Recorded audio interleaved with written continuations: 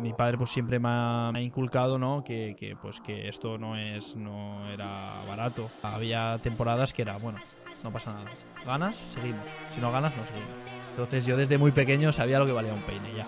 He corrido muchos años contra Jaume Macià, Vicente Pérez, Jorge Martín, Iker Lecuona también, Aaron Canet, gente que es solo poner, pagar. Moto 2, Moto 3, el 60-70% están pagando por estar ahí. Poca gente que se gana la vida con esto, o sea, es una minoría. La 300 pagan todos, en Super Sport igual. He sido subcampeón, tenía equipo para años siguientes. Ahí te quedas y dices, ¿qué hago? ¿Cómo afrontas el perder por un punto? Difícil, ¿no? Hoy, primer episodio del podcast Fast and Curious. Mika, ¿dónde estamos? Bueno, buenas a todos. Estamos aquí en mi taller, donde arreglábamos las motos de cuando yo era pequeño. Y nada, como podéis ver ahí tengo mi casco de esta temporada, botas, guantes, tengo unos relojes que gané de poles, una moto que entrenaba, mi mono, y por aquí detrás pues bueno, tengo unas copas que he ganado durante estos años. Esa es mi moto que gané el Europeo de 2016. Y nada, este podcast va a tratar obviamente de motos, ¿no? Vamos a enfocarnos en el mundo del motor. Y bueno, explícalo un poco a ver cómo... Sí, bueno, nuestra idea es ver una parte tanto profesional como no tan profesional, que será la mía. Mika es, para quien no lo conozca, es piloto de Moto E, entonces lleva muchos años ya metido en este mundo. Y nuestra idea es traer invitados, iremos trayendo invitados de todas las categorías de las motos, gente que sea interesante, y realmente hacer una charla, saber mucho más de su vida, que vemos en muchas entrevistas que solo son preguntas moto, pero no saber realmente lo que es su vida. Entonces haremos un mix de todo, digamos. Claro, pues yo voy a intentar pues profundizar un poco más en la parte técnica, ¿no? Y nada, y Rodri pues va a intentar pues preguntas que a lo mejor a mí no se me pueden ocurrir más generales. ¿Cómo se le pasa por la cabeza a un niño el querer ser motociclista profesional? Pues cuando yo era pequeño sí que hacían las motos en abierto, pues yo de pequeño me veía todas las carreras, conocía a todos los pilotos y claro, yo de pequeño, bueno, a mi padre le gustaban las motos, entonces yo le pedí que me comprara una moto, que yo quería llegar y bueno, me compró como una moto de cross así pequeñita. Y claro, no íbamos al circuito, sino íbamos en un parking aquí en Altea. Y El típico parking, ¿no? De aquí, el del mercadillo. el de hacer las prácticas ilegales, Exacto. ¿no? Y nada, pues ahí hasta enchufamos la moto y yo me empezaba a ir hasta que los vecinos llegaban a la policía y nos teníamos que ir. Y nada, pues cuando ya vimos que eso era inviable, pues compramos una minimoto, una moto pequeña de segunda mano y para poder ir al circuito. Y bueno, yo al principio iba, pues, no sé, con las zapatillas de correr, con unos vaqueros y unas rodilleras, un casco que tenía mi padre viejo de motocross, iba, que parecía, no sé qué parecía un mono ahí. Y bueno, pues poco a poco ya pues empecé a comprar pues la equipación y todo. Y eso tenía unos 6 años o así y empecé a entrenar más. Vale, entonces, ¿cuál sería el desembolso inicial que tiene que hacer una persona para empezar en el mundo de las motos? A ver, eso varía bastante, ¿no? Pero, a ver, tienes que comprar pues una moto, una minimoto o una pit bike para empezar a ir. Como esta de Como aquí, esa de ¿no? ahí, Que sí, tengo más yo o menos. aquí Bueno, detrás. esas 190, que eso es bastante tocho. Normalmente un niño pequeño empezaría con una 90, que es bastante menos. Pero sí, puede estar alrededor de 1.000 euros, ¿no? Una minimoto, una moto como esas. Bueno, aparte la equipación, es que son muchas cosas. Hay gasolina, neumáticos, frenos, quiero decir, hay mucha cosa. Pues a lo mejor una inversión inicial mínimo 1.500, 2.000 tendrías que dejar pues para poder ir al circuito a entrenar. Aparte, bueno, a lo mejor necesitas un remolque. Es que, quiero decir, este mundo no es, venga, moto, gasolina y ya está. tienes que tener muchas cosas en cuenta, ¿no? Que, bueno, tienes que tener un seguro, tienes que pagar una licencia, entonces, sí, más o menos por ahí, pero aparte cada vez que vas a entrenar, alquiler de pista, comidas, lo que he dicho, gasolina, son muchas cosas. O sea, más o menos unos 3.000 euros a lo mejor Sí, entre unas 2.500, cosas y sí, otras. por ahí. Por ahí puede estar solo para empezar. O sea que no es como quiero jugar al fútbol, compras unas botas de 50 euros, un balón de 20, vale, a jugar. No, es diferente. Vale, y a ti cuando empiezas ya el mundo de las motos, que ves que te empieza a gustar, empiezas a tener sueños de, hostias, me gustaría estar en MotoGP. A ver, tú de pequeño lo que sueñas es yo quiero estar ahí con los de la tele, ¿sabes? Claro, pero no sabes lo difícil que es llegar hasta ahí. Tú te piensas que, bueno, tú coges tu moto y que algún día llegarás, pero no, claro. Tú el sueño lo tienes desde pequeño, pero poco a poco vas viendo que es muy difícil llegar a la élite. Entonces, bueno, es un camino muy largo y claro, al principio tú no sabes que eso vale mucho dinero, tú simplemente es un juego, un hobby, entonces te lo pasas bien y ya está, pero claro. Yo creo que esa inocencia de no saber realmente cuánto valen las cosas cuando eres más pequeño y las dificultades que tienen, yo creo que eso te puede hacer crecer mucho más, porque si tú ya de pequeño piensas, joder, me tengo que gastar tanto dinero, o es imposible llegar realmente a la élite, lo dejarías por el camino. Yo creo que nosotros empezamos simplemente por un hobby y, vamos, mi padre en ningún momento pensaba que yo podría llegar a llegar al mundial o a europeos, ni mucho menos. Entonces era como un hobby. Pero claro, tú vas entrenando, vas haciendo campeonatos, vas subiendo, ¿no? Y entonces coges una beca de aquí y de allá y entonces pues te vas viendo que está más cerca y ahí pues como que se convierte ya en un poco más profesional la cosa, ¿no? Pero claro, mi padre pues siempre me ha inculcado, ¿no? Pues que esto no era barato y que costaba mucho esfuerzo para él, la parte de dinero, de tiempo, ¿no? Que tenía que invertir en ir a entrenar y en ir a las carreras y todo. Eh, entonces, claro, yo siempre desde muy pequeño he tenido muy consciente de que esto en cualquier momento se acababa si no me esforzaba y no sacaba resultados. Entonces, bueno, por una parte, yo, vamos, antes de una carrera, eso era, yo estaba muy nervioso porque, claro, lo tenía que hacer bien. Había temporadas que era, bueno, no pasa nada. Ganas, seguimos. Si no ganas, no seguimos. Entonces, yo desde muy pequeño sabía lo que valía un peine ya. Entonces, claro, ha sido difícil, pero bueno, yo lo veo ahora y veo niños que lo tienen todo y no llegan. ¿Por qué? Porque no tienen esa conciencia de saber lo que vale realmente. Entonces, nunca te vas a esforzar tanto como yo, por ejemplo, alguien que tiene dinero que dice, bueno, el año que viene sigo corriendo, no pasa nada, si tenemos dinero de sobra. Entonces eso yo creo que ha marcado un poco mi carrera, ¿no? Que saber desde pequeño que era muy difícil llegar y eso te hace, vamos, poner una marcha más. Y una vez te compras todo, empiezas a practicar, empiezas a hacer entrenamientos, ¿en qué momento pasas a las competiciones? Bueno, yo con 6 años, como he dicho antes, empecé a entrenar, ¿no?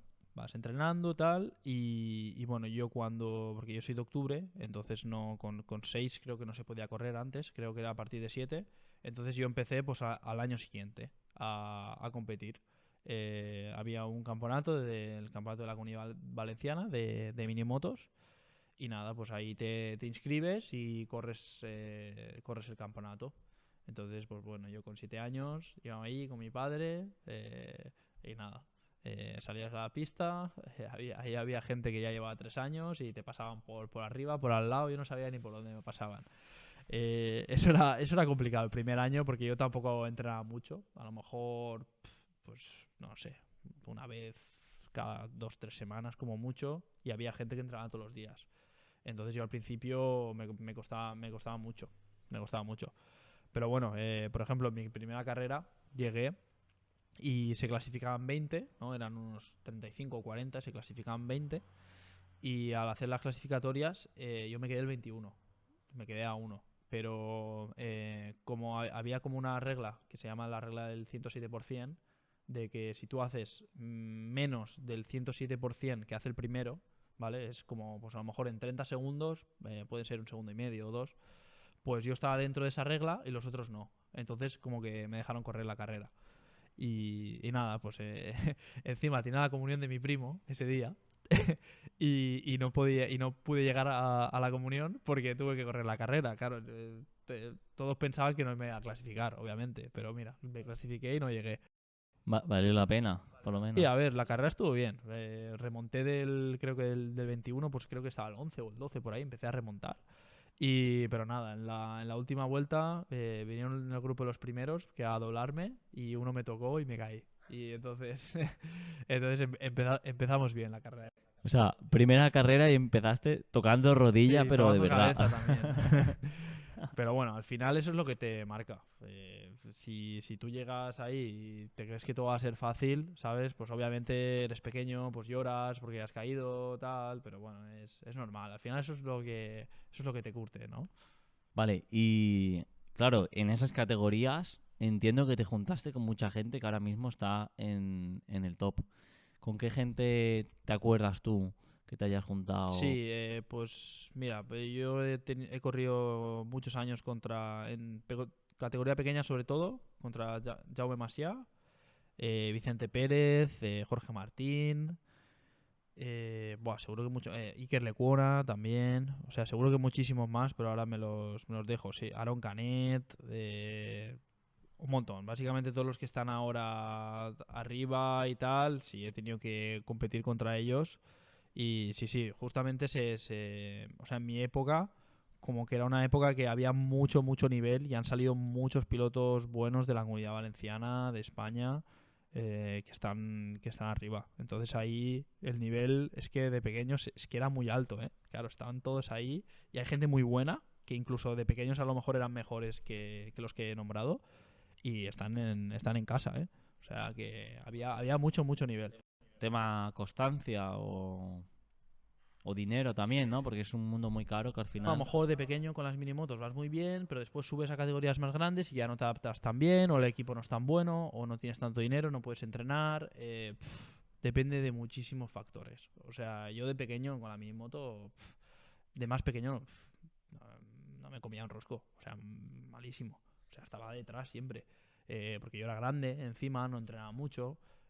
Fue hasta el tercer año, digamos, de minimoto, no empecé a ir rápido, que es cuando pues me disputé el campeonato con Masia. Y ahí sí que pues sí que empecé a ir un poco mejor. Pero por ejemplo en minimotos yo era muy grande, eso y nada. Fue cuando empecé a ir a otras categorías tal, cuando ya empecé a ir un poco mejor. Entonces eso se puede aplicar a otra gente, que en minimotos va muy bien, después es que no lo sabes, el camino es muy largo. Lesiones, dinero, más decisiones de equipos, es que hay mil cosas. ¿Cuándo empiezas a cobrar? ¿Cuándo empiezas a pasar de hobby a trabajo, digamos? Hay gente que nunca, ¿eh? Hay gente que es solo poner, poner, poner, pagar, pagar. Eh, yo realmente, claro, al principio tienes que pagar, aunque sea para correr en copas de promoción, como hacíamos nosotros en la Cuna Campeones, que eso era todo motos iguales, ¿no? Tú pagabas una inscripción y ahí pues corrías todo con motos iguales y todo. ¿Qué te puede costar eso? ¿Qué puede costar? No me acuerdo eso. Ahí, con 8 años no era yo el que manejaba ahí las cuentas, ¿sabes? No, era poco. Lo que te viene la Claro, te moto, venía ¿no? la Te moto, yo vendrá qué sé, pues a lo mejor la inscripción con la moto, un seguro el y todo. seguro, el mono, el casco, te venía todo, pues yo qué sé, a lo mejor 4 o 5 mil, es que depende de la categoría. Minimotos Joder. menos, a lo mejor 140, que era la siguiente categoría a la que subí después de minimotos, a lo mejor un poco más, pero era por ahí, no era mucho más. Y bueno, aparte los desplazamientos y los neumáticos y todo. Para un chavalín que al final lo comparas con fútbol, No tiene nada que joder, ver. te gastas No 5.000 tiene nada que euros ver, no que... tiene nada que ver. Pero aparte ahora yo no sé cómo está el tema, porque y ahora ya no hay tantas copas de promoción como había antes, porque antes como que sí que había más dinero, había más. Ahora cada uno va por libre, ya te tienes que apuntar a campeonatos de España, con motos ya mucho más potentes, ya te tienes que meter en un equipo, entonces ya la inversión ya no son 5. Ya pueden ser para el campeonato de España, digamos, lo más pequeño, que a lo mejor es Moto 4 o Premoto 3, ya te pueden pedir 25, 30 mil. Quiero decir, ahora ya es diferente, es diferente. O sea, realmente, si no tienes dinero, no podrías llegar. O tienes mucho, mucho talento. Sí, a ver, puedes... Hay gente que desde pequeño destaca muchísimo, muchísimo y bueno, como que ya puede entrar en algún equipo, pero siempre tienes que hacer una inversión. O sea, entonces puede ser que tú seas muy bueno tal de pequeño y que tengas la suerte de que coges un equipo y ya te coja y ya te suba para arriba. Pero no, pero es difícil. Si empiezas a ir a equipos, tal, a lo mejor no ganas o estás ahí, siempre te va a tocar ir pagando. Entonces, se puede llegar sin dinero, pero es muy complicado, ¿eh? Es muy complicado. Y aparte, sin dinero, yo he llegado sin pagar nunca a un equipo, pero claro, pero mi padre cuando era pequeño, de dónde sale eso? O sea, tienes que pagar, hay gente que no se lo puede permitir. Y claro, y a lo mejor después de Minimoto se lo tienen que dejar. Claro, porque en el mundo de las motos, digamos, hay dos opciones. O eres muy talentoso y te cogen porque eres muy bueno, o tú tienes dinero, aportas dinero y puedes correr para el equipo, ¿no? Entonces, por ejemplo, categoría Moto 2, Moto 3, ¿puede pasar esto? ¿Puede estar pasando? Sí, yo creo que en la categoría de Moto 2, Moto 3, a lo mejor un 60-70% están pagando por estar ahí. A lo mejor un mundial de Moto 3 te puede costar pues entre, no sé, 400.000, 500.000 y 1.000.000. Moto 2 igual, entre 800.000 y 1.300.000. O sea, es una locura lo que puede llegar a pagar la gente. Eh, lo que habías dicho antes de cuándo se puede cobrar, pues bueno, yo creo que a partir del cuando llegas al mundial ya pues normalmente la gente que es buena y los equipos te quieren, ahí empiezas a cobrar. Incluso bueno, si eres muy bueno en el campeonato de España, campeonatos europeos, sí que puedes empezar a cobrar, pero o sea, es muy difícil. O sea, hay muy, muy poca gente que se gana la vida con esto. O sea, es una minoría. De todos los pilotos que hay que tú ves profesionales, hay muchos que pagan. Hay muchos que a lo mejor no cobran. Se piensa, hostia, tú estás en MotoGP o no, MotoGP no, porque no sería el caso, ¿no? MotoGP no pagan. MotoGP ha habido casos de que gente que sí que paga para aportar sponsors millonarios y paga y corre, ¿sabes? O sea, no es lo normal, no es lo normal porque ahí sí que es la élite de la élite, entonces la gente tiene que ser muy buena. Bueno, pero aparte de ser bueno, aportas sponsors. O sea, no es que seas un notas y pagues y ya está. MotoGP sí que tienes que tener un nivel.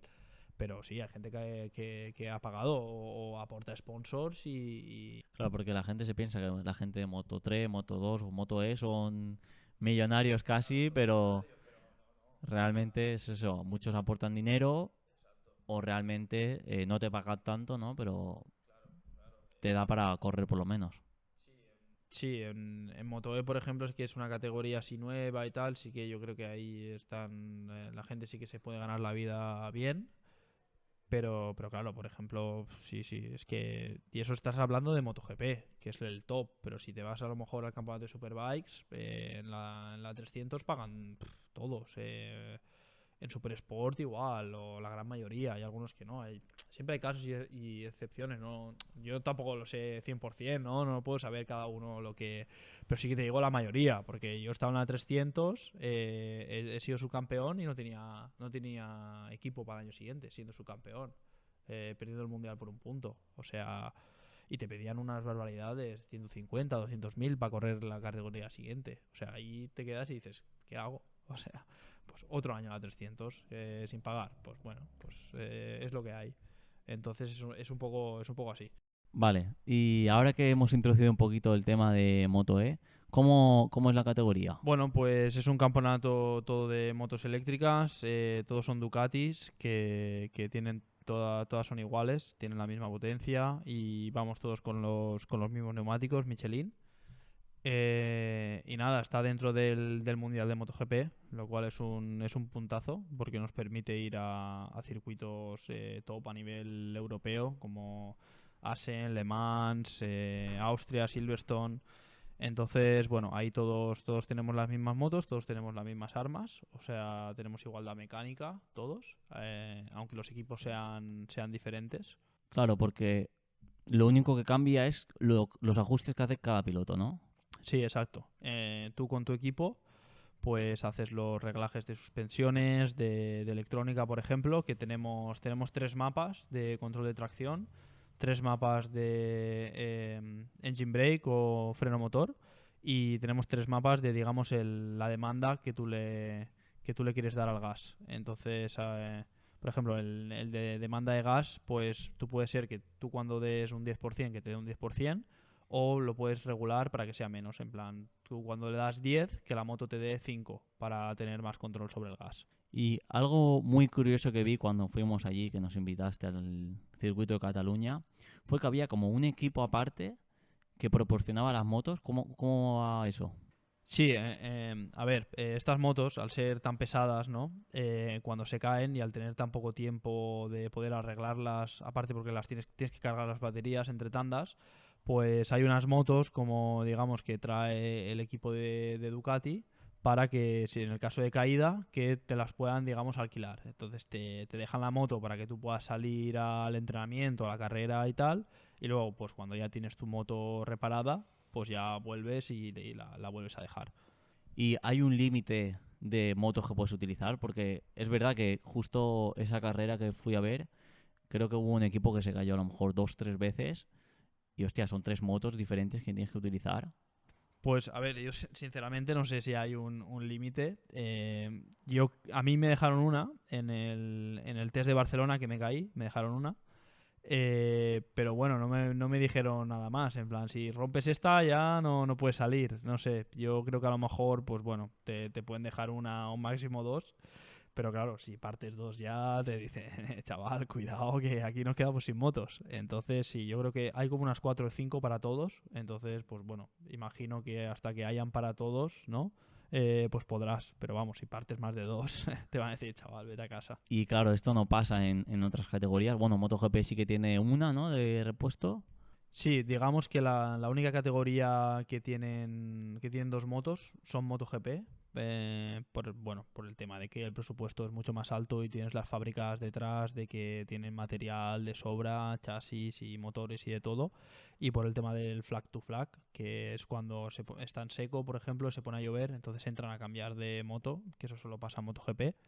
Y bueno, y también el Mundial de Superbikes. Pero por ejemplo, Moto 2, Moto 3 o nosotros, y básicamente todas las categorías del mundo tienen solo una moto. Y claro, no tienen dos para poder cambiar. O sea, si te caes, por ejemplo, la tienes que arreglar en mitad de la tanda y no tienes la posibilidad de, como los de MotoGP, que se caen y se van corriendo, dejan la moto, se cogen la scooter, van al box y cogen la otra moto, ¿sabes? Claro, entonces tú en un entrenamiento rompes la moto, bueno, en el caso de Moto 2 o Moto 3, y si no está arreglada para el siguiente entrenamiento, no lo puedes hacer, ¿no? Ahí te quedas. Claro, a ver, si pegas una piña fuerte, que a lo mejor rompes el chasis y tal, pues a lo mejor no les da tiempo a arreglar y te quedas sin salir. Sí, sí, a mí no me ha pasado nunca, por suerte, pero sí, podría darse la posibilidad de que te caes y no tienes tiempo a repararla. Vale, y el tema de las ruedas es algo, hostias, que a mí me dejó un poco impactado. Comenta un poco cómo va el tema de las ruedas. Bueno, nosotros usamos un tipo de neumático un poco raro, ¿no? Que es como reciclado de Michelin, no es un neumático que hacen, digamos, desde cero, o sea, lo cogen de, no sé, restos de gomas de otros neumáticos y tal, y es reciclado. Y a ver, cada tanda salimos con uno nuevo, pero bueno, puede parecer, bueno, entonces te sobra. Vale, este neumático, digamos, al máximo, tiene rendimiento una vuelta, o sea, la primera. Después la segunda aún puedes a lo mejor mejorar, pero ya a partir de la segunda muy difícil porque, o sea, a principio de temporada incluso en el delantero pasaba que perdías un montón de grip y vamos, y sin darte cuenta hacía ¡fum! Y te caías, o sea, era muy peligroso.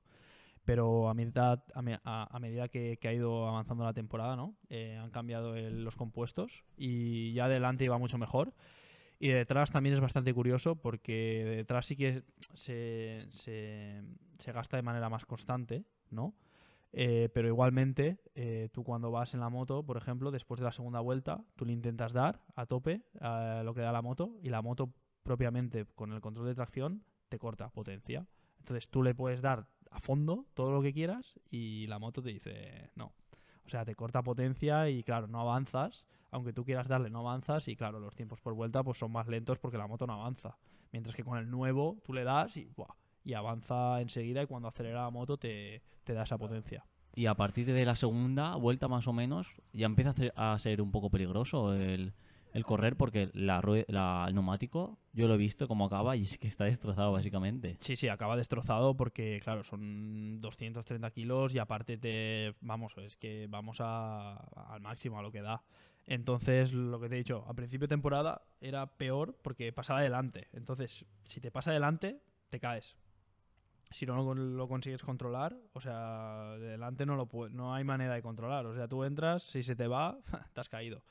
Pero de detrás sí que lo puedes más o menos gestionar. Entonces, cuando ya los problemas no teníamos en el neumático de delante, ya digamos, con el neumático de atrás sí que lo puedes gestionar y ya no es peligroso. Y además, lo que te he dicho, que la moto te da bastantes ayudas para que tú lo puedas hacer.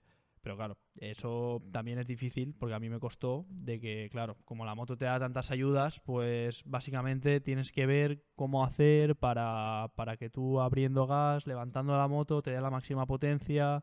Entonces también es complicado porque yo muchas veces abría mucho más plegado porque yo estaba acostumbrado a motos más pequeñas y claro, no te daba potencia. Entonces hasta que no le coges el tranquillo de levantar la moto y tener la recta para que te dé la potencia y la moto no te corte, pues ahí hay un periodo de aprendizaje también, ¿sabes? Vale, y algo muy curioso que yo creo que la gente no se lo imagina o no es como se espera es cómo es la rutina de un piloto profesional.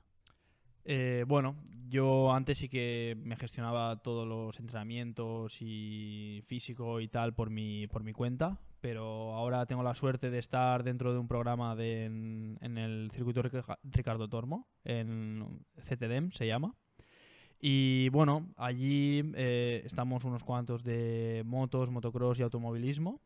Y bueno, básicamente pues nos levantamos a las 6, 6:30, a las 7 vamos a desayunar. Los martes tenemos pista de atletismo a las 8, hacemos series y corremos. Bueno, después comemos y luego por la tarde, pues depende del día, pues tenemos entrenamiento de gimnasio o entrenamiento de moto. Entonces, bueno, estamos todas las semanas ahí, también tenemos entrenamientos mentales. Y bueno, entrenamientos de moto no es ir y rodar y venga, y ya está. Está todo lo tenemos todo muy, digamos, marcado por los profesionales que nos dicen, bueno, primero tenemos una tanda de 15 vueltas de calentamiento, que podemos simplemente ver cómo está la pista y todo, y a partir de ahí nos marcan un tiempo que tenemos que hacer y no lo podemos y tenemos digamos medio segundo para ir dentro de ese tiempo, ¿no? Si nos pasamos pues tenemos que hacer 25 flexiones por cada vuelta, entonces tenemos que aguantar 30 vueltas en el mismo ritmo, ¿vale? 30 vueltas es un montón y encima en circuitos pequeños que vamos. Y nada, eso te sirve pues para mejorar la concentración, físico, también pues la técnica y eso. Hacemos 2 tandas de 30 y ya te digo que yo acabo muerto y bien, y ya empiezas a hacer ritmos buenos. Ostras, es que, tío, 30 vueltas, o sea, yo te he visto, bueno, en las carreras haces 7 vueltas, a lo mejor has hecho 10 en Exacto. alguna, y acabas chopado. O sea, no me imagino, si estás haciendo 10 de normal, hacer 30, tiene que ser locura, ¿no? Sí, a ver, la Moto E sí que es más pesada, ¿no? Y sí que las carreras ahí sales a cuchillo y las pulsaciones son más altas, entonces te cansas más. Pero sí, 7 vueltas ya con una Moto E ya te cansa. Y claro, en los entrenamientos pues intentamos pues hacer que sea más exigente para luego en la carrera pues tener más facilidad. Entonces sí, 30 vueltas en un karting también, que tienes que estar moviendo la moto tal, te cuesta, te cuesta. Pero bueno, está bien porque al final luego, es lo que he dicho, en carrera lo vas a tener más fácil porque has entrenado más duro. Entonces, bien, yo creo que eso viene bien para después las competiciones. Pero esto es verdad que no lo haces siempre. Quiero decir, yo te he visto entrenamientos que es por tu cuenta, tú te vas a un circuito y cuenta cómo es un poquito ese entrenamiento, todo lo que necesitas, también el presupuesto que te puedes gastar, ¿no? En un entrenamiento al final. Sí, bueno, digamos en el CTDM estamos de lunes a viernes y luego, por ejemplo, pues los fines de semana sí que me puedo ir yo con mi moto a entrenar. Pero claro, eso ya es más difícil. Porque claro, tú tienes que coger un remolque, ¿no? Poner la moto arriba, caballetes, calentadores, gasolina, herramientas. Luego llegas allí, alquiler de pista, neumáticos, que normalmente pues entramos con neumáticos viejos, pero claro, hasta un límite de que sea seguro, ¿no? Entonces, claro, necesitas neumáticos y, bueno, todo lo que puede pasar de imprevistos, de que te tengas una caída, a lo mejor rompes una maneta, rompes un semimanillar, no lo sé. Tienes que tener también recambios. Aparte, bueno, la equipación, que tienes que traer siempre 2 cascos, 2 monos, botas, guantes, todo doble por si te pasa algo. Y bueno, a ver, normalmente no creo que te puedas gastar mucho entrenando, pero bueno, si el alquiler de pista depende si vas a un karting o una pista grande, pues un karting a lo mejor son 40, 50 euros, una pista grande ya pueden ser 120 hasta 200 si es un circuito como Cheste o Motorland Aragón o Jerez. Entonces eso más. La gasolina, desplazamiento, pues sí que a lo mejor si quieres hacer un entreno y a lo mejor si quieres hacer un entreno bueno que te gastas un juego de neumáticos pueden ser 450, 500 euros, pues ya te vas a lo mejor a 1000. Y si vas a un karting que no gastas ruedas ni nada, pues bueno, a lo mejor 200 o por ahí. O sea que te gastas bastante entrenando y es una parte de presupuesto que tienes que invertir ahí. Porque la gente se piensa que tú coges la moto con la que compites y te haces entrenamiento, pero no, claro. Tú No. la moto de correr, de carreras, la utilizas pues solo el fin de y punto, ¿sabes? Que va. Si yo en verdad la Moto E, pues los 2 test, que hicimos uno en Jerez, uno en Barcelona, y luego estuve un mes sin cogerla, y luego llegas a Le Mans y es la carrera ya. Y haces las carreras y se acaba. O sea, realmente la moto de competición la tocas muy poco. Y aparte que son tandas de 15 minutos la Moto E. Y vamos, la haces las 2 carreras y son 7 vueltas cada una. O sea, que das 30 vueltas en todo el finde y ya no das más. O sea que eso es complicado porque también adaptar el entrenamiento a una moto que no puedes entrenar, tienes que ver cómo es la mejor manera de hacerlo, pero claro, no hay una manera mejor. Cada uno, pues unos, por ejemplo, los de MotoGP, pues no entrenan tanto moto, porque claro, ¿cómo vas a entrenar con una MotoGP? No pueden. Entonces entrenan más físico, tal. Y claro, y yo igual, yo intento entrenar, yo entreno con una 600, con una 1000, que es a lo mejor lo más parecido que hay a la Moto E, pero claro, no tienes la Moto E, entonces no puedes entrenar exactamente igual. Y el tema de los mapas que estabas comentando antes de la moto, ¿cómo va el tema de electrónica en Moto E? Sí, bueno, como he dicho antes que hay 3 mapas de Traction, Engine Brake y el Demand, Ride by Wire se llama. Digamos, hay A, B y C, ¿no? Digamos, el A es el más agresivo. Por ejemplo, de control de tracción es el que más potencia te da. Digamos, de Demand es el 1-1, ¿no? Si das 50, te da 50. Y de freno motor es el que más freno motor te da. Después tienes el B, digamos que es el más estándar, ¿no? Que te da, pues, entre medias, de ni más agresivo ni más suave. Y por ejemplo, C es el control de tracción más o sea, tienes más control de tracción y la moto, digamos, te da menos potencia. En el tema del gas, pues si le das, por ejemplo, 50, pues a lo mejor te da 30. No sé exactamente cómo va. Y de freno motor es el más libre, digamos, el que menos te frena. Entonces, digamos, va de A más agresivo, B el normal, C el más soft. Y, por ejemplo, tenemos en seco hay A, B, C. Después, en agua, tienes 3 totalmente diferentes, que es A, B y C de agua. Y es exactamente igual. ¿Y utilizas todos? ¿O en qué situaciones utilizas cada uno? Sí, mira, yo por ejemplo, porque esos también los de Ducati te lo van cambiando cada carrera, ¿no?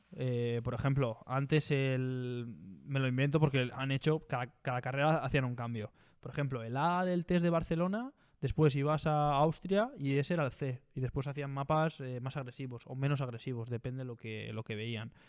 Yo normalmente pues salíamos primero con el B y después ya cogimos una configuración que ya como cuando lo dejaron más o menos ya los mapas iguales para las últimas carreras y hacíamos A de control de tracción, A del gas y C de freno motor porque si no frenaba mucho y derrapaba detrás. Entonces ya casi todo el mundo salía con AAC. Pero por ejemplo en agua no tiene nada que ver. O sea, son 3 mapas diferentes. Entonces, por ejemplo, si ya con neumático de mojado, tienes que utilizar los de agua, 100%. Entonces ahí sí que son mucho más... Claro, tienes el control de tracción más fino y todo. Entonces, claro, en agua, obviamente, los de agua, y en seco, los de seco. Y, por ejemplo, a mitad de carrera, que yo a veces lo hacía, cuando ya el neumático te baja, pues le dabas que te diera más control de tracción para poder gestionar esa caída de rendimiento del neumático. Y ahora que estabas hablando de un poco de tema de agua, ¿qué es lo que te pasa a ti con el agua? Que vamos, siempre que llueve, top 8, top 10. Sí, la verdad es que, mira, este año, como ha sido nuevo para mí el tema de la Moto E y todo, que ha sido difícil adaptar el estilo de conducción, porque yo estaba acostumbrado, bueno, a motos más pequeñas y nunca había llevado eléctricas, entonces como que en seco me costaba más, porque en seco, para tener confianza, necesitas ir muy, muy al límite, porque todo va muy rápido. Pero en agua, que todo el mundo no lo tiene tan entrenado, ¿no? Y que las condiciones son cambiantes y que, claro, si llueve más, llueve menos, que es difícil de saber lo rápido que puedes ir y dónde está el límite, ¿no? Y en agua, si lo pasas un poco, te caes. O sea, no te caes. Entonces yo siempre en esas situaciones, como veía que estaba todo más igual, ¿no? Todos partíamos con la misma experiencia, pues eso me hacía estar más delante, y yo también, como veía que en seco me costaba más, veía como una oportunidad de poder demostrar que puedo estar ahí en agua. Y aparte también creo que mi estilo es muy de ir fino, ¿no? Y en agua tienes que ser muy fino con los movimientos, porque claro, hay mucho menos agarre, mucho menos grip. Entonces en las carreras de agua, tío, me iba bien, porque remontaba, siempre salía atrás, entonces empezaba a remontar ahí las primeras vueltas y ya me metía en el grupo delante. Y sí, ahí al final, ya cuando ya todo el mundo ya sabía más o menos cómo iban las gomas y cómo tienes que arriesgar, ya me costaba más adelantar. Pero bueno, sí que hemos hecho buenos resultados en agua, y es por eso, básicamente porque se iguala todo más, y ahí sí que, digamos, puedes sacar más, los que están más detrás pueden sacar más ventaja porque pueden arriesgar más.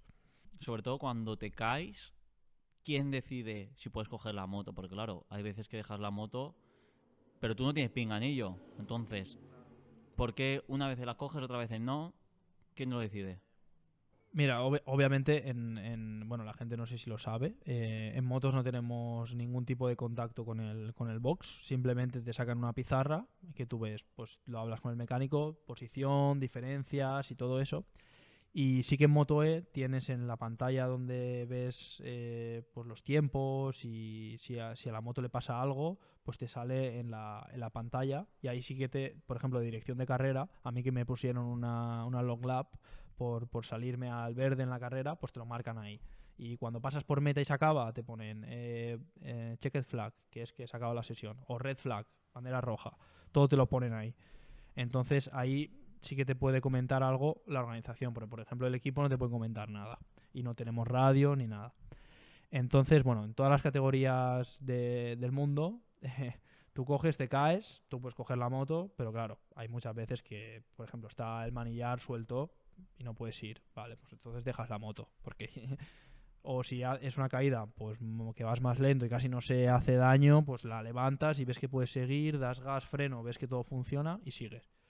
Vale, la Moto E es diferente. La Moto E tiene un chivato, unas luces, ¿vale? Que normalmente están en verde, ¿no? Que es digamos, el estado de la batería. Entonces, cuando te caes, tienes que ver primero si ese chivato está en verde, tú puedes coger la moto. ¿Sale en la No, te pantallita? sale en un lateral de la moto, para que cuando se caiga lo puedas ver. Están los dos laterales. Entonces, bueno, también los marshals, digamos, que te van a asistir cuando te caes, también lo saben esto, que no la pueden tocar si está en rojo, porque es cuando puede haber a lo mejor una descarga o es peligroso cogerla. Pero sí, normalmente no pasa nada, siempre está en verde y la puedes coger, pero claro, por ejemplo, la Moto E, cuando caes, es que la destrozas porque pesa un montón. Entonces, normalmente si te caes ya has perdido la carrera. Y sí que en otras categorías tú te caes y tú puedes cogerla si quieres, pero hay veces que hasta los marsas te dicen, tío, que la moto está destrozada, no la cojas porque no vas a hacer nada. Vale, y vamos a volver un poquito más a tus inicios, sobre todo cuando empezaste a competir. ¿qué sensaciones tenías? Bueno, sé que empezaste a ganar muchas cosas. Cuenta un poquito de esa vida. Bueno, pues yo con las minimotos que ya he explicado un poco antes, estuve 3 años, de 2007, 2008, 2009. El tercer año ya sí que empecé a ir bastante bien, porque los primeros, como he comentado, pues no entrenaba mucho y vamos, no tenía mucha confianza en mí y tampoco la moto era una moto así que me hacía mi padre, pues sí, tampoco sabía mucho, entonces bueno. Ya sí que al tercer año empezamos a saber más cosas, ya nos juntamos con gente que sabía, entonces ya la moto iba mejor y yo empecé a ir más rápido. Entonces ese año sí que me estuve jugando el título con Masia del campeonato de la Comunidad Valenciana y hice subcampeón al final. La verdad es que iba rápido el tío. Y aparte me sacaba, o sea, un día sacamos la báscula y me sacaba 16 o 17 kilos, ¿sabes? En una minimoto de 4 caballos, pues... Y aparte iba rápido, Masia, pues no lo veías. Después de minimotos pasé a 140. Eso dentro del campeonato de la Cuna Campeones. Y nada, ahí estuve también 3 años, 2010, 2011, 2012. En 2011 hice ya tercero del campeonato, ya empezando a ganar carreras, poles, podiums y tal. Y en 2012 conseguí ganar el campeonato. Fue un año bueno, que yo ya tenía bastante experiencia, ya llevaba 3 años en la categoría. Y ese año conseguí ganar. Y bueno, y de ganar ese año te daban una beca para correr ya en circuito grande, porque digamos la 140 corrías en kartings o circuitos pequeños y ya era para dar el paso a circuito grande, que hacían una copa que eran Honda 2,5, que eran motos de calle, pero que las preparaban un poco, pues suspensiones, frenos y esas cosas, y íbamos al circuito grande, y era una copa todos con motos iguales. Y bueno, ese año también conseguí, en 2013 conseguí ganar. Y ya la beca pues era ir al Campeonato de Europa de Honda 500, que se llamaba European Junior Cup. Entonces ahí ese primer año hice sexto, no conocía los circuitos, era el primer año que iba a circuitos pues de toda Europa, pues Assen, Imola, Misano, circuitos ahí. Piensa que yo tenía 14 años, ¿sabes? Con 14 años ir ahí pues como que te impacta bastante. Hombre, está muy bien, sexto, joder. A ver, sexto de Europa, el primer año estuvo bien. Yo pienso que podía haber quedado mejor porque ya desde la primera carrera hice la pole, hice tercero en Aragón, sí que era un circuito que conocía más. Y claro, me di cuenta que cuando ya no conocías el circuito y tenías a lo mejor 30 minutos de libre, 30 de crono y la carrera. O sea, no tenías nada de tiempo y lo tienes que aprender muy rápido. Pero bueno, eso al final te curte, ¿no? Porque tú a lo mejor cuando sí que de pequeño vas a un circuito que es siempre el mismo, ¿no? Y das 200.000 vueltas. Claro, entonces lo tienes muy entrenado. Pero cuando llegas a Assen, dices, ¿esto qué es? ¿Sabes? Media hora, no sabes ni por dónde van las curvas, te pasa uno, te pasa otro, y dices, ¿esto qué es? Pero bueno, eso al final te curte, ¿no? Porque ya cuando llegas a un circuito nuevo te dices, es que tienes que ir al límite ya desde la primera vuelta. Entonces, bueno, ese año lo ganó el campeonato Augusto Fernández, que está en MotoGP. Así que, bueno, el nivel pues era alto. El segundo año, porque yo hice 3 años también en la European, en 2015 se cambió de motos de Honda 500 a Honda 6,5, que eran pues motos más potentes y que ya pues tenían más... Era más difícil de llevar, ¿no? Porque cuando tienen más potencia, más peso, es más difícil de llevar. La Honda 500 al final era muy fácil. Entonces, claro, ese año también me costó porque era una moto muy diferente. Yo siempre venía en motos pequeñas y tal. Ese año hice 2 poles, pero, tío, en las carreras no acababa una. O sea, tres carreras, el motor se subió de temperatura y me tiraba al agua y tenía que abandonar. En 2 me caí, entonces creo que acabé 2 carreras solo en todo el año. Pero bueno. ¿Y se te pasó por la cabeza dejarlo todo? Decir, hostia, tío, llevo mucho luchando y esto... Ya, ese año fue duro, tío, porque, claro, yo venía a hacer sexto y ya el año siguiente yo digo, ya quiero ganar, ¿sabes? Y ese año, pues yo veía que iba rápido, que estaba con los de delante, pero claro, pues me pasaba esto con la moto, que no sé qué le pasó a la moto, que siempre le pasaba esto, subía demasiado de temperatura y tenía que abandonar. Entonces, sí, ese año fue, digamos, uno de los más duros porque, claro, quedamos súper atrás en el campeonato y ya ese año, el año como gané en 2013, en 2014 sí que estaba becado, ¿no? Pero en 2015 sí que tenías que pagar una inscripción, ¿no? Para entrar al campeonato y te daban la moto y todo, que no era muy alta, pero claro, ya lo teníamos que costear nosotros. Entonces, ese año sí que fue duro y sí que pensamos en dejarlo y estuve a punto de dejarlo en 2015 antes de 2016. Y a esos niveles, ¿qué te puede costar correr? A ver, ahí, digamos, era una copa de promoción, ¿no? Que todos con motos iguales. Y, digamos, era, digamos, lo más barato que puedas encontrar. Porque al final hacías un campeonato dentro del Mundial de Superbikes. Estaba dentro del Mundial de Superbikes. Eh, Era, digamos, lo más asequible. Porque ibas tú, mi padre era el mecánico, teníamos otro mecánico. Y nada, habían 2 o 3 juegos de neumáticos por fin de. Y claro, era digamos lo más barato. Pues no sé cuánto estaba la inscripción, pero a lo mejor costaba a lo mejor de entre 15 y 20 y tenías todo y después te quedabas la moto. O sea que no, a ver, que son cantidades grandes, pero digamos, si por ejemplo yo en esas edades 15 la gente más o menos va por otro camino, va por el camino de Moto 3, ¿no? Intentar entrar en Moto 3, ¿vale? Pues un campeonato de España de Moto 3 cuesta 150 o 200 mil euros antes de ir al Mundial, ¿no? Un campeonato de España, que es o el FIM que se llama ahora, que es antes de ir al Mundial de Moto 3. Entonces, digamos, nosotros no podíamos ir por esa vía de Moto 3, Moto 2, MotoGP, teníamos que ir por la otra vía, ¿no? De Superbike o este campeonato de Europa, que pues si ahí lo hacías bien podías ir a Stock 600 o Super Sport, ¿no? Más poco a poco, ¿no? Entonces, no más poco a poco, pero es que era un camino, el otro, el de MotoGP, que eso es carísimo y si ahí, no sé, no tienes a alguien que te lo pague o no, a lo mejor un equipo que confíe mucho y que te lo pueda pagar, es imposible. O sea, ahí entonces dijimos, venga, pues vamos por este camino, encima que teníamos la beca y intentamos a partir de ahí pues desarrollar mi carrera por Superbikes y tal.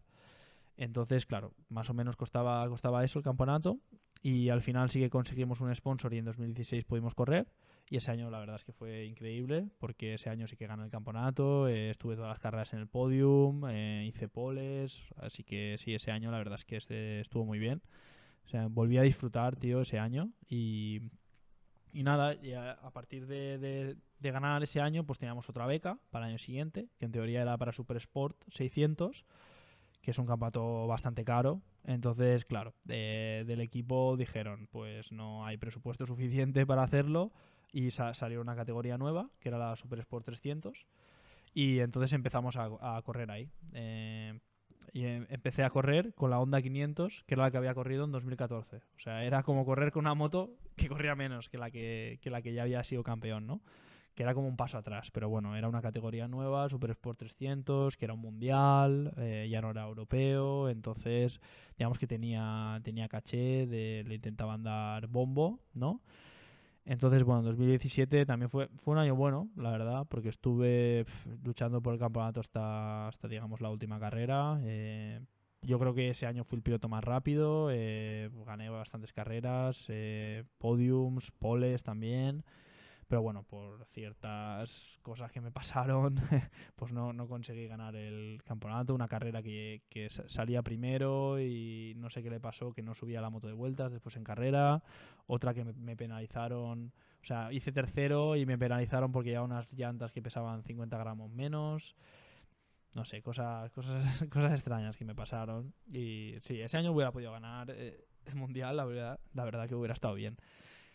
Y nada, después de 2018, que ese año fui subcampeón, que perdí el mundial por un punto, en la última carrera, en la última vuelta, increíble, vamos, ese año fue increíble, porque encima corrí una carrera menos que todos porque tuve un accidente en República Checa y estuve inconsciente, entonces no pude correr esa carrera. Ahora hablamos un poquito de eso.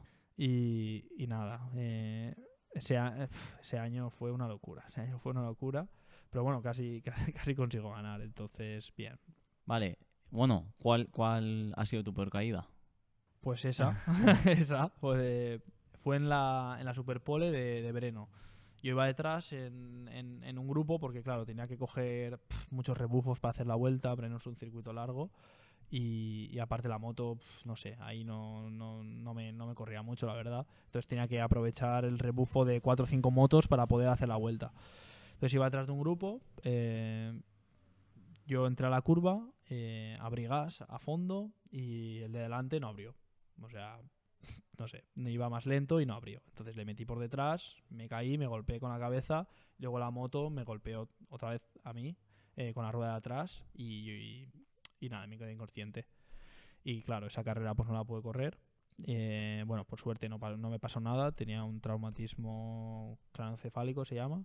Y nada, en 2 o 3 semanas estaba en la moto otra vez. Y ya la siguiente carrera hice podium y ya las últimas de ese año hice podium todas. Entonces, bueno, me recuperé bastante bien de la lesión. Fue grave, pero bueno, dentro de lo grave no fue para tanto. Sí, porque el tema de las motos puede pasar muchas cosas que, sobre todo que sean para toda la vida, ¿sabes? Que al final... Sí, ahora pues tenemos el ejemplo, por ejemplo, de Carlos, que ha tenido Carlos Tatay, que ha tenido una caída muy fuerte y eso te puede marcar. Al final estamos dispuestos, ¿no?, a que podamos tener lesiones, aunque todo parece muy bonito de fuera, por dentro es duro y puedes tener caídas, puedes tener lesiones y eso no se ve, ¿no? No te lo dicen cuando ves ahí las motos, tal, ahí los colorcitos, tal, no sé qué, el podio, qué guay todo. Pero sí, es un deporte muy duro y hay mucho riesgo y claro, los que estamos ahí estamos dispuestos a que pueda pasar. Y tú cuando vas encima de la moto, ¿en qué piensas? Porque claro, se te tienen que pasar muchas cosas por la cabeza, digo yo. A ver, yo sí que normalmente no piensas, estás muy concentrado, ¿no? Estás muy concentrado, entonces como que vas pensando en cada curva cómo hacerlo mejor, por ejemplo, qué marcha tienes que poner, no en la Moto E, por ejemplo, en la Moto E no. Pero vas pensando en cómo mejorar o cómo ir mejor en las curvas, estando concentrado, pero sí que hay veces que te sale un poco en piloto automático esto, ¿no? Y entonces pues vas pensando en otras cosas. Pero sí, normalmente ahí vas concentrado en una carrera y solo vas pensando en el piloto que tienes delante, cómo adelantarlo. Entonces sí, normalmente estás muy concentrado. Y esto que estabas comentando de que perdiste el mundial, ¿cómo afrontas el perder por un punto? Difícil, ¿no? Yo al principio, ¿no? Fue como, vale, he ganado el subcampeonato más que he perdido el mundial. ¿Por qué? Porque yo toda la temporada estuve sufriendo mucho con la moto. Fue también el año de la caída que he comentado antes. Y claro, yo estaba, por ejemplo, todo el campeonato estuve séptimo, octavo, el 10. Entonces, las últimas carreras hice 3 podiums seguidos porque, bueno, cambiamos una cosa en la moto y ya empezó a funcionar mucho mejor. Y yo llegué a la última carrera, tercero del campeonato, a 18 puntos del primero. O sea, una carrera lo máximo que puedes ganar es 25. O sea, y estaba 18 por detrás. Entonces, básicamente era casi imposible que pudiera ganar. Entonces, en esa carrera, al que iba segundo del campeonato, iba también conmigo en el grupo delante y se le rompió la varilla del cambio, ¿vale? Y no pudo puntuar. Y el líder del campeonato, que era Ana, estaba detrás. Entonces, en ese momento, yo vi, ostras, hay posibilidades de poder ganar, pero eso en mitad de la carrera, faltando 3 vueltas, digamos. Entonces, como que ese objetivo de ganar solo estuvo, digamos, durante las últimas vueltas de la carrera. Todo el año no era así. Entonces, cuando lo perdí en la última curva de la última vuelta, porque iba primero y me pasó otro piloto en la última frenada y al final hice segundo, que me hubiera podido servir para ganar. Por eso yo no sabía exactamente si primero o segundo podía ganar de las dos maneras, de haciendo primero o segundo, depende cómo quedara Ana. Entonces, bueno, al final hice segundo, lo perdí. Y bueno, al principio sí que estaba como decepcionado, ¿no?, de no ganarlo el mundial y de no haber ganado la carrera. Pero después era como, vale, si yo estaba todo el año el 8, venía tercero y he quedado subcampeón. O sea, ha sido positivo, ¿no? Pero claro, cuando pasa el tiempo también, ya empiezas a ver que dices, ostras, tío, es que tenía el mundial, lo tenía ahí en la mano, ¿sabes? Ser campeón del mundo, eso es tu sueño de cuando eres pequeño. O sea, tú cuando eres pequeño quieres ser campeón del mundo, lo otro todo lo demás te da igual. Entonces yo te digo que incluso ahora, o sea, por la noche me vienen recuerdos de esa carrera, de esa frenada, de qué hubiera podido hacer, entonces como que no lo superas, ¿eh? Porque claro, si tienes a lo mejor otra oportunidad de ser campeón, eh, que yo no la he tenido aún, pues dices, bueno, no pasa nada, es un año, otro año, no pasa nada. Pero claro, eso era como mi oportunidad de haber sido campeón del mundo y ahora a lo mejor, bueno, lo voy a intentar, obviamente. Hay diferentes categorías en las que podría optar, pero es muy difícil ganar un mundial. Entonces, claro, incluso ahora me vienen recuerdos y no se supera del todo, pero bueno, obviamente han pasado 5 años ya, más o menos está superado, pero eso. Hay veces que la gente te lo sigue preguntando, te lo sigue recordando, tal, ¿te acuerdas que por un punto? Claro que me acuerdo, tío, claro que me acuerdo.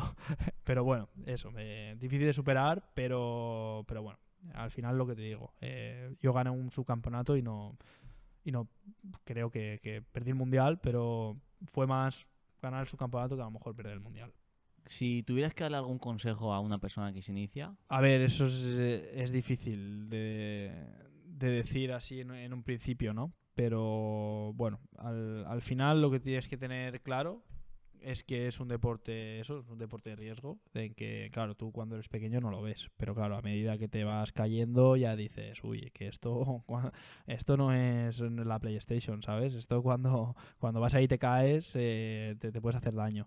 Entonces sí, tienes que asumir que hay un riesgo y que puede pasar. Tienes que asumir también que es un deporte caro y que si no tienes respaldo económico, no tienes algún sponsor, una familia en plan que tengan dinero, pues lo hace más difícil. Se puede llegar, obviamente. Hay gente con mucho talento que llegan. Yo he podido llegar y hay gente, claro, con mucho más talento que yo que obviamente llega, pero claro, es muy difícil, es muy difícil. Entonces, esas dos cosas, y bueno, a nivel de pilotaje, no sé, al final cada uno tiene su estilo y tiene que intentar ver cuáles las cosas que se le da mejor e intentar explotarlas. Pero bueno, esas dos cosas y después, bueno, que es un deporte que tienes que estar, al final encima de la moto estás tú solo y tienes que tener una mentalidad muy de resiliencia, ¿no? O sea, en plan de que aunque te pasen cosas malas, tal, tienes que seguir entrenando, tienes que tener la cabeza en el sitio, disciplina y constancia, todo eso, porque al final, bueno, puedes tener temporadas malas, buenas, pero si sigues insistiendo, tal, pues pueden llegar mejores oportunidades y nada, esas tres cosas. el tema miedo, yo sé que tú miedo no tienes porque, no, bueno, te acordarás cuando fuimos a la nieve, un viaje que hicimos. Yo me acuerdo, bueno, el típico que estás en el telesilla, ¿no? Que tardas media hora en subir hasta arriba del todo. Y no sé si fuera una pista roja o algo así. Bueno, todos bajando con el snow y bajamos muy bien, pero es que Mika iba así. Pa' abajo de Directo una. para abajo y tardaba media hora con el telesilla y luego en un minuto estaba abajo y decías, coño, no vale la pena ni venir con este tío a la nieve aquí. Sí, ahí, claro, es que tú piensas que vas a velocidades muy altas, ¿no? Entonces, cuando vas con un snow a 50, te parece que vas parado. Entonces, yo tiraba para abajo sin girar ni nada y ya os esperaba ahí abajo. Sí, sí, eso. Pero claro, eso pues al final te da de tantos años de la velocidad y el riesgo. Ahí ves que vas ahí en el suelo con el casco y tal. Pues entonces ahí no ves el peligro, tío. Y tú, claro, cuando coges la moto en tu vida normal, ¿tú parece que seas una tortuga o qué? No, a ver, yo tengo la moto, pero tengo una scooter, pero simplemente por llegar a los sitios porque es más cómodo que el coche. Pero sí, a ver, sí que es verdad que por la calle, si vas por la calle a 100, parece que sean 200 en el circuito. El circuito te da mucha sensación de seguridad. Entonces por la calle sí que parece que, aunque yo vaya a 100, también dices, ostras, te da sensación de peligro. Pero sí, yo simplemente tengo la moto por desplazarme y nada. Y me da igual si voy parado o no voy parado. Si alguien se pica conmigo, que se pique. En el circuito nos podemos ver cuando quiera. ¿Qué te iba a decir? ¿Quieres comentar un poquito cuando te sacaste el carnet de moto? No, no lo quiero comentar. Siguiente pregunta. No, a ver, sí que el teórico sí que lo aprobé a la primera, pero sí que el cerrado también lo aprobé a la primera, pero sí que el abierto, ¿no? Porque en 125 tienes que hacer abierto ya de... Bueno, el 49 también, ¿no? Bueno, pues el examen abierto, pues me suspendieron, ¿vale? Porque iba lento, iba demasiado lento y me dijeron que no tenía las capacidades necesarias si me salía un niño o algo de poder reaccionar. Bueno, cosas que pasan, tío, cosas que pasan, ¿qué quieres que te diga? Yo iba tranquilo porque iba, digo, a ver si me voy a emocionar aquí, voy a ir tranquilo, tal, no sé qué, y me suspendieron por ir lento, tío. Así que cosas de la vida, tío. Vale, bueno, no sé si quieres comentar algo más, la verdad es que yo creo que ha quedado bastante completo. Sí, bueno, a ver, este ha sido el primero, ¿no?